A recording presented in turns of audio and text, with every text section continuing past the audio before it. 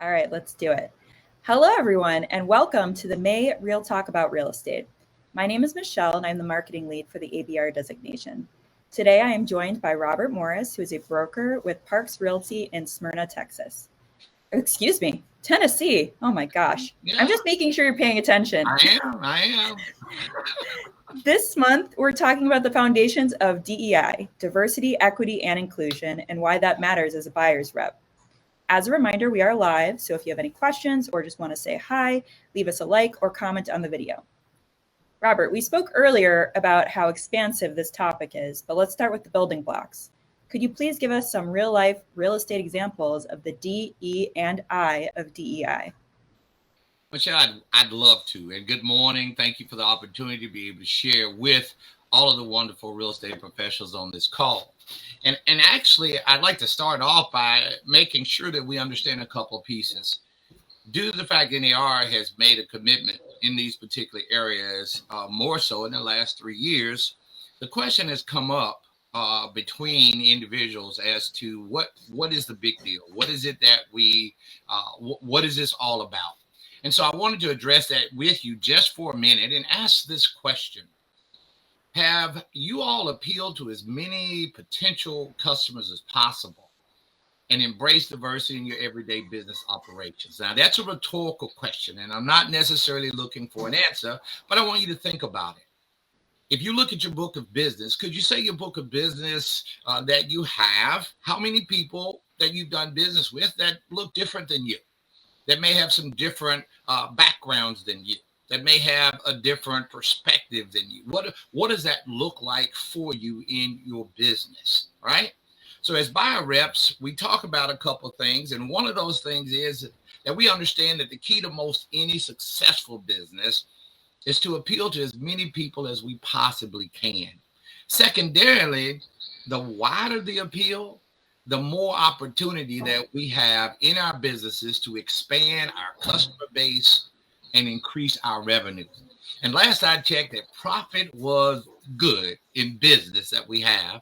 And we have a unique position as realtors and our realtor family to help make people's dreams come true. They're usually doing the largest investment that they have ever done in their lifetime, and it's a special piece to help them own a piece of America. So we do good work. In that, our president, 2020 NAR president, Leslie Rhoda Smith, actually issued what was known as a President's Challenge. And if you have not actually viewed the challenge, feel free to go to the NAR website and you can go under fair housing and you will find the President's Challenge. And she's picked up on past President Charlie Opler's challenge as well and combined the fair housing pieces with a C2EX piece. And so, why are we doing this? What is leadership doing? This will give you insight on where we're coming from as we talk about D, E, and I. So let me explain a couple of the basics to you as we go through. And if you've never had an opportunity to read the NAR diversity and inclusion statement, I wanted to share it with you just briefly.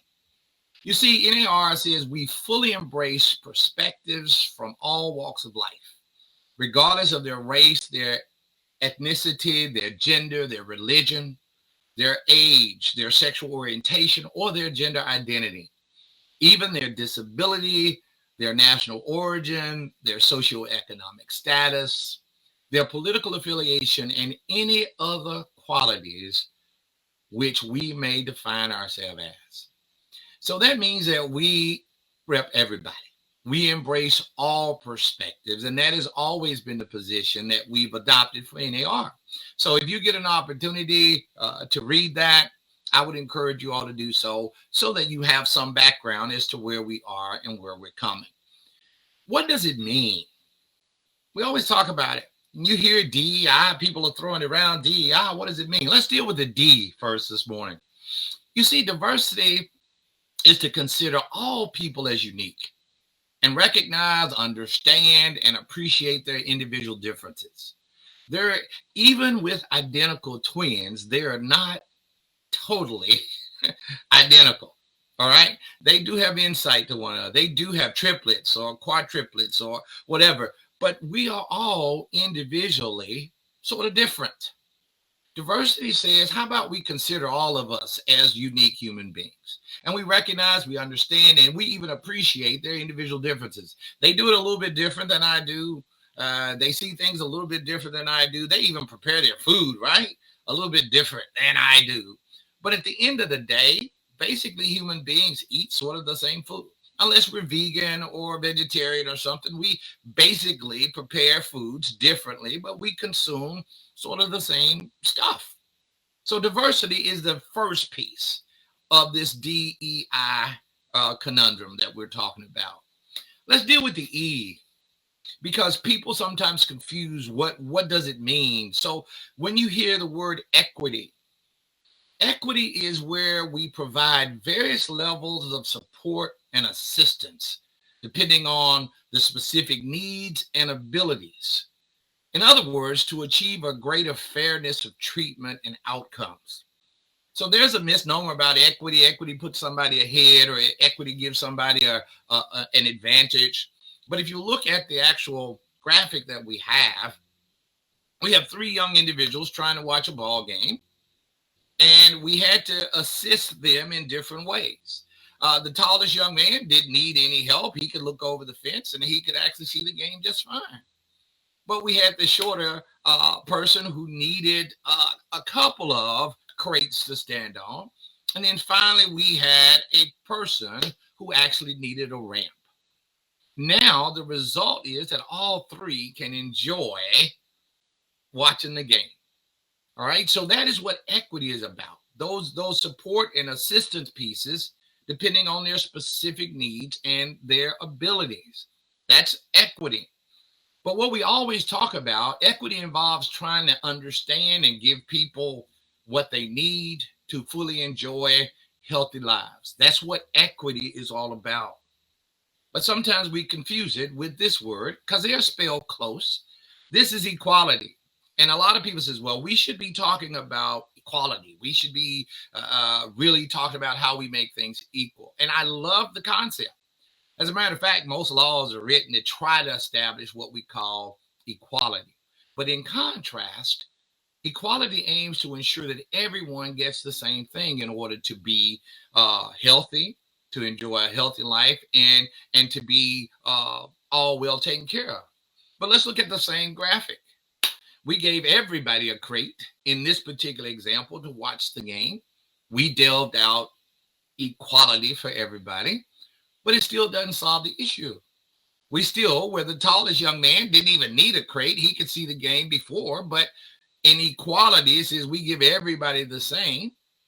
And the young person who's in the middle is still on tippy toes and can barely look over, but the person's in the wheelchair is not accommodated at all by making it equal based on equality. So we have to look at these pieces in their perspectives of what a person actually needs, specific needs and accommodations to help make it be more fair. That is where the equity comes in. Like equity, equality aims to promote fairness and justice. It does, and we welcome that. But it can only work if everyone starts from the same place and they need the same things.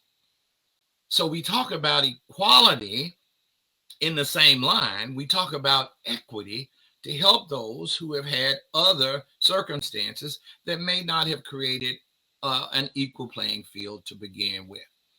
And now let's go then. If we do that, we talk about these two, and is there a difference? I tried to explain to you briefly. There is a difference between equity and equality. Equality is on the left. We gave everybody a crate.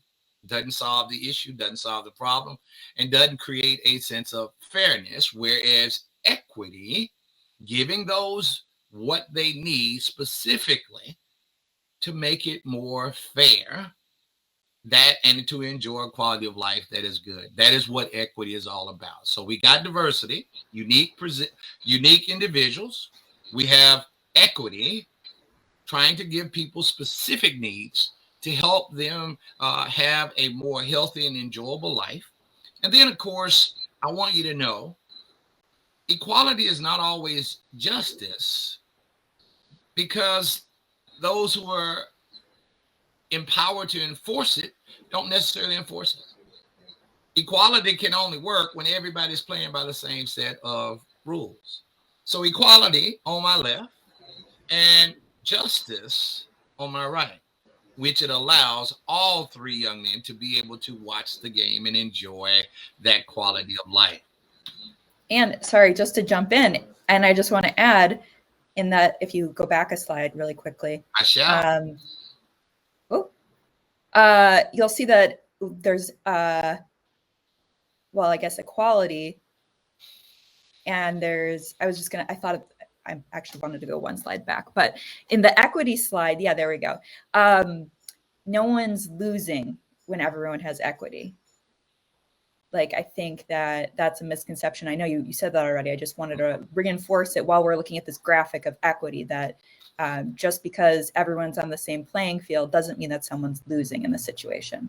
So I love it, Michelle. That's a great point that you'd make, and I'll reiterate it in just a second. That equity doesn't mean that one wins and one loses. I mean, so if we look at it, everybody has the equal opportunity to watch the game and enjoy the game. Thank you for the note. Yes, indeed. All right, what does this I mean? D and E, and now we got the I. Well, let's talk about it a second in the vein of social inclusion. You see, the I says it's the process of involving the terms of participation in society. All right, everybody wanting to feel welcome, particularly for those people who are disadvantaged, through enhancing opportunities to access to resources, their voice, and even respect for their rights. So when we talk about inclusion, what do we want? We want the participation. We want everybody to feel as if they are part, that they do matter, and they are valuable. It's a real simple concept. And what I did was I put it all together into say, this is what I was going to follow up with Michelle. D and I does not mean that one person wins and one person loses. I read your mind. Right? It presents opportunity for everybody to benefit. So yeah, we have that mind melt, Michelle. We have that Vulcan thing going on, and I love it. So D, E, and I, those are the pieces that we talk about. I put them together though. I created this thing called a DEI dance, and you know, I used to DJ music in college, and I used to do a lot of things in college. So I'm so glad I made it through those pieces. But I put this together to try to give you a graphic understanding of what D, E, and I comes to represent. So let's dance. If I'm at a company and we're having an employee party, and you say, well, Robert, come to the party. You invite me to the party. You invite me to the dance. If it was a company, it says, well, maybe you hire me to work for your company. And that's what most companies do. They'll hire, they'll invite, and they check off the diversity box. But here's the challenge. That's not enough. That's just the start. And this is where most companies fall down. Because if you invite somebody to the party, but you never involve them in the party, then, you know, they'll eventually leave. You all know what I'm talking about like this. If you invite me to the dance, when I get there, I'm on the wall because I don't really know a lot of people. I'm not on the wall. You know this, but you're on the wall and you get a little punch. Nobody comes over and says hello. Nobody welcomes you and so forth. It'll only be a few minutes later that you'll take an opportunity to slip out of the party and be gone, right? So here's the deal. When I invite you to the dance, it would be nice for me to ask you to dance. You see, when I go ask you to dance, or and I hire you at my company and I ask you for your input, right? Then I'm showing that you are of value to me. So not only do you invite me to the dance, you ask me to dance. That starts the inclusion process. What else should you do then? Well, maybe the DJ is playing music and they're rocking it, right? How about you even ask me, what's your song? What's your favorite song? Let's go ahead and put that up so that you'll feel even more comfortable when we get out here and we start busting move, right? So we would look at that and we would start to think about it. Or if I were in the company, how about you acknowledge a holiday that means something to me? I didn't say you had to give me a day off. I just said acknowledge something that might be important to me to make sure that you understand that those are things that are valuable to me as well.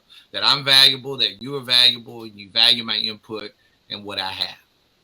Once we actually do that, we start to move in a better place. Now, when I was in San Diego, I had an agent come up and ask us, well, Robert, what if they don't want to dance? And I'll say, okay, if I say no thanks, right?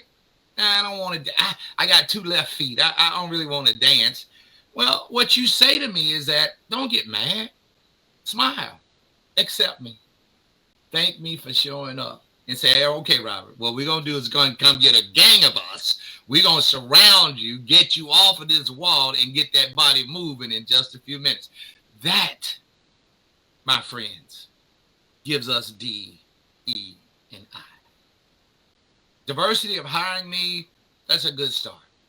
But if you don't make me feel like I'm a part of it, if you don't make me feel like I'm valued, if you don't want me to have any input, and you don't acknowledge anything that is important to me, how did we create this thing called diversity in the first place? Every human being wants to feel wanted, needed, accepted, and liked. You really want to do this DEI dance the right way? Not only do you invite me to the dance, you ask me to dance. And if it's not my number, you say, what is your number? And you pull me out and we go. If I say no, because I can't really do this thing, you hug me anyway. You smile and you thank me for showing up and say, I'm glad that you're here. Once we start to do these things, the inclusion that we have with one another, we'll start to change this world that we're in. We'll start to go back to showing empathy about people and about what really matters. And one of those books that I read a long time ago talks about two things. It says, don't sweat the small stuff. You guys have probably read it.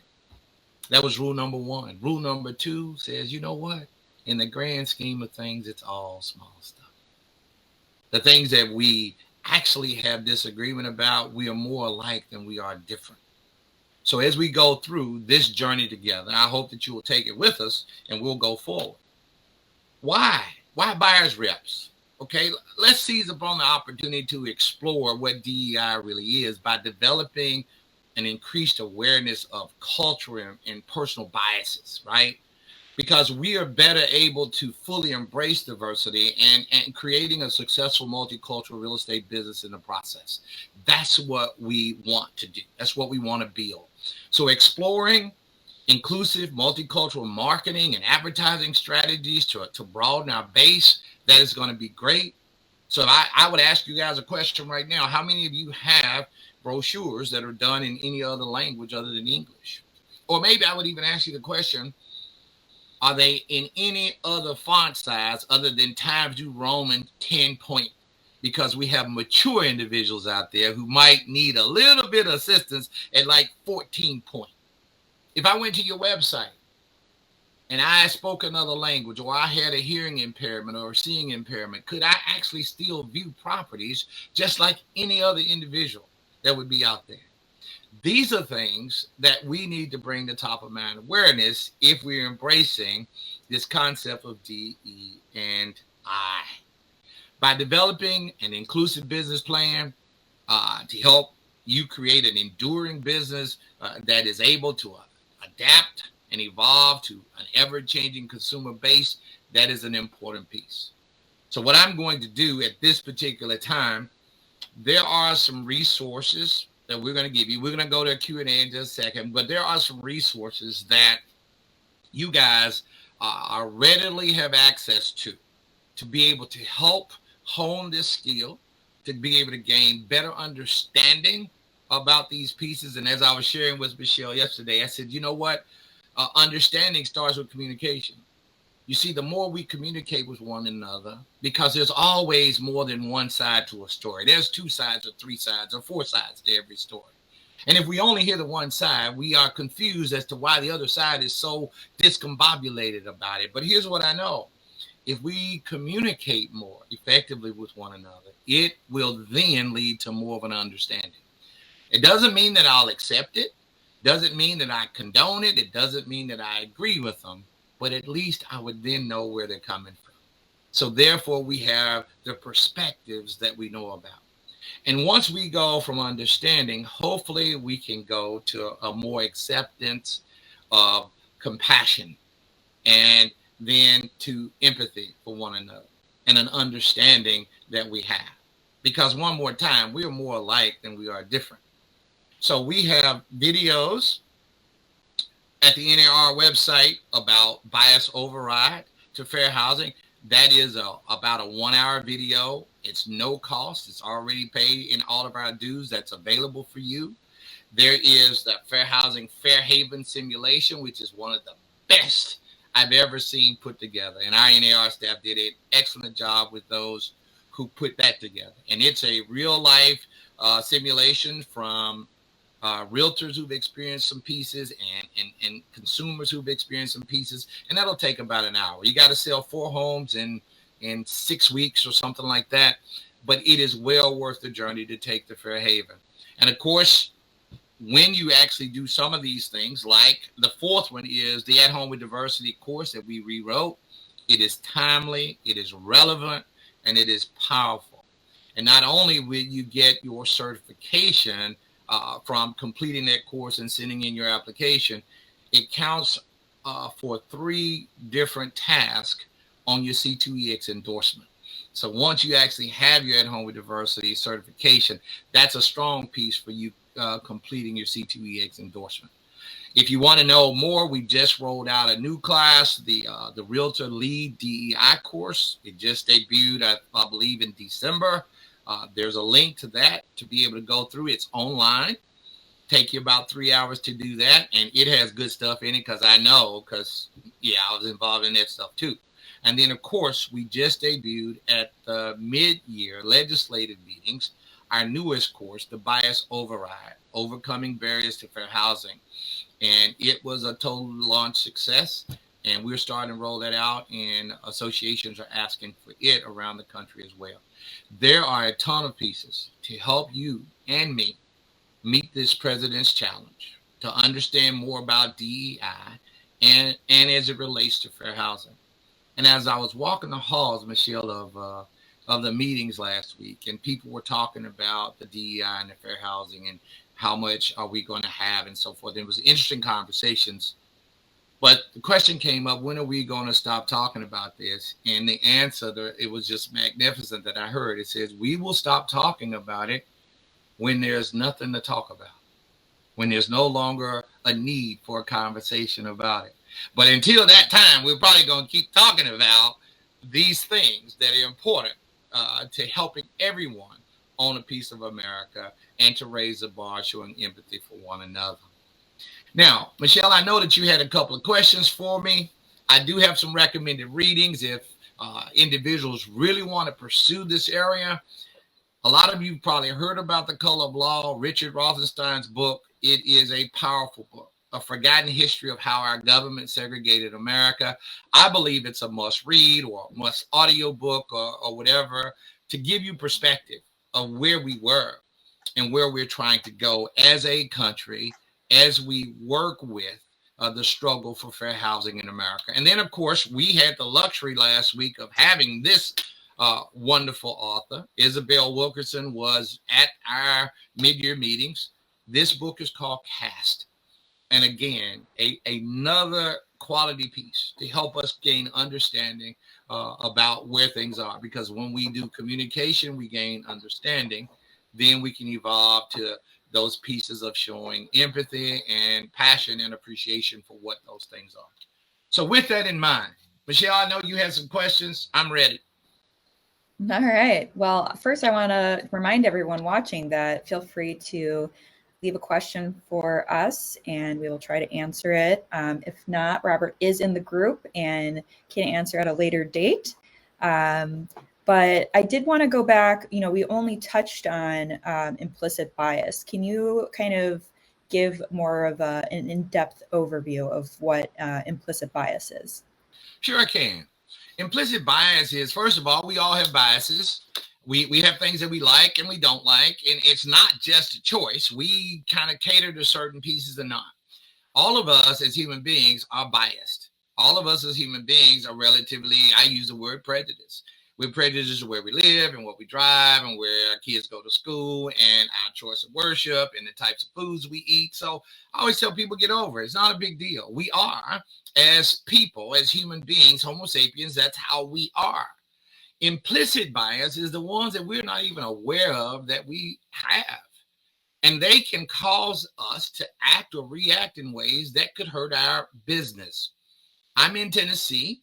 I am a Southern gentleman for those of who know me, but I experience those types of things on a daily basis. And people will ask, well, Robert, you're a nice guy. You're not. I said, yeah, but if I told you that I don't necessarily, if I saw a young, preferably white woman coming out of a store and it was dusk, I would probably wait in my vehicle until they got safely in their car.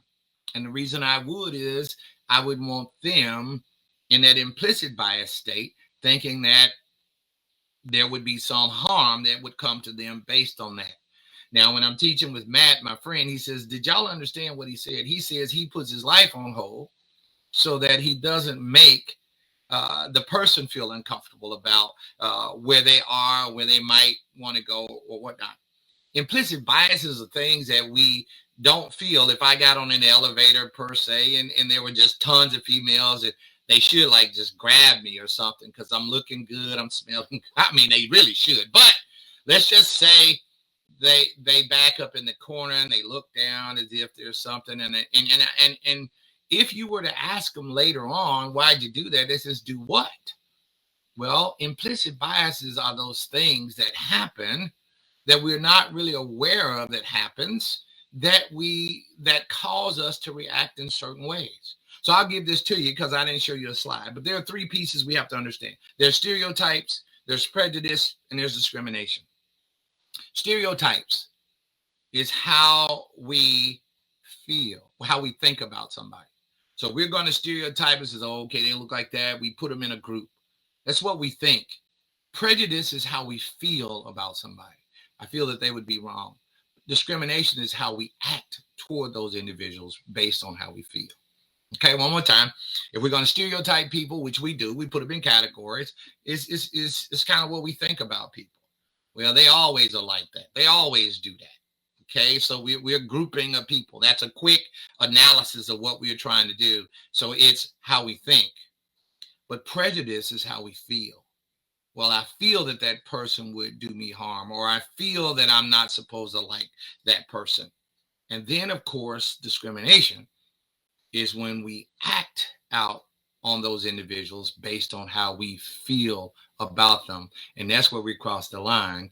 And that's when discrimination is against the law. It's not against the law to have a stereotype. It's not against the law to be prejudiced. But it is against the law to have discrimination. So when we talk about these things of implicit bias, they're those things that we don't even know. Why do we put this person in this group? Why do we act this way about an individual? And a lot of that was developed in our childhood when the people who raised us, the environment that we grew up in, the culture that we grew up in. Because I like to tell all of us on the call, none of us were born prejudiced. There was not a single person who was born and we used to say smacked on the behind, but there's not a single person who was born with prejudice. That is a learned response, or it is a taught response that we have. And so when we look at this, we are formed by the inputs that are in us. The key is recognizing that we do have those and work to eliminate them. Work to put them at bay so that we can, as buyer reps, work for everybody so that we can give good representation to everyone, regardless of their national origin or their sex or their familial status or whatever the case may be. As a matter of fact, I was teaching at Home with Diversity in Chattanooga, Tennessee a few weeks ago, Michelle, and I had one young lady in the back of the room raise her hand. We were talking about stereotypes and says, would you believe that I submitted an offer to a listing agent, and the first question they asked me was, what type of people are these? Who are they? Who are your people? And she was taken aback by saying, well, what does that have to do with my offer? And then another one across the room, she's really waving me down. Says, what? Okay. She says, well, I just had a single female that I represented it, and I went to a lender, and the lender personally told me that their company doesn't really like lending to single people. They prefer couples more. This is 3 weeks ago. All right. And so when we talk about how far we've come, the percentage gap is still 30 percentage points. We talk about it being in 1968, and surely we've come a long way. I can tell you that in 54 years, the new numbers that just came out from NAR are still showing the same percentage point gap in home ownership between whites and blacks. So how far have we really come? These are all pieces to help make you guys better at what you do. And that's why we're imparting the knowledge on you so that there's an understanding, creates a communication, and an acceptance to where we can do business and help make people's dreams come true. Love that. One last question for you. All right. So if an agent were to come across another agent who maybe is exhausted about hearing of DEI related topics, how can you motivate yourself? How can you motivate other agents to be engaged and empowered in this work? Another quality question that you might have, and I would simply, I simply put it this way: knowledge is power only if we act upon the knowledge that we have acquired. It doesn't do anything for us to sit in a class and we come out of the class and we do the same thing that we did before we went to class. How did we become more powerful in that? We did not. One of the things that we seem to be running away from is history. And the old adage simply says, those of us who refuse to accept our history or to acknowledge it even existed are destined to repeat it. So I always tell people, gain the knowledge. Doesn't mean that you condone it, doesn't mean that you accept it, it doesn't mean that you disagree with it, but it gives you understanding. And I would say that every realtor doing business now would benefit by knowing how our brothers and sisters did business back in the day, so that we would learn from that and we would move so far away from that that we would be stronger in what we do. As I say in classes, there's not a single person on this call who committed any kind of atrocities, who had anything to do with that. So we're not talking to you all as if you were guilty of something that you had done, because you hadn't. But here's the thing that you need to know. Why are we talking about it? We're talking about it because we had brothers and sisters who did. And we just want to raise the bar of awareness and knowledge. And so we're going to hope that we don't repeat some of the things that were done back in the day, that we even do much better at making a difference, because that's what we do, because that's who we are. Love that. Thank you. You're welcome. I know Robert mentioned a whole bunch of the courses and trainings that are available through NAR, but I also wanted to remind all of the ABR designees about your REBAC member benefits that touch on fair housing as well. If you go back to April 2021, we did a TBR, Today's Buyer's Rep issue on fair housing. Also, there's many blog posts on homebuying.realtor. All you have to do is search for fair housing, and lots of content there that you can post on your social, share with your clients. And then actually our first Real Talk ever, February of last year, was with Tamara Saminsky, and we talked about buyer love letters, which that was a hot button topic then, and I feel like it's still a hot button topic now. So definitely a good refresher if you want to go back and watch that. I don't see any questions from any of our viewers right now. No questions. But again, no questions. I know you just answered everyone's questions. You just did it without them even asking. Wow. So I know, but thank you to everyone. Thank you to Robert. Thank you To everyone who was joining us, we hope that you are now feeling especially inspired and motivated to commit to DEI work. Please join us next month on June 15th with Karen Sting. See everybody next time. Bye, guys. Thank you. Bye. Have a great day.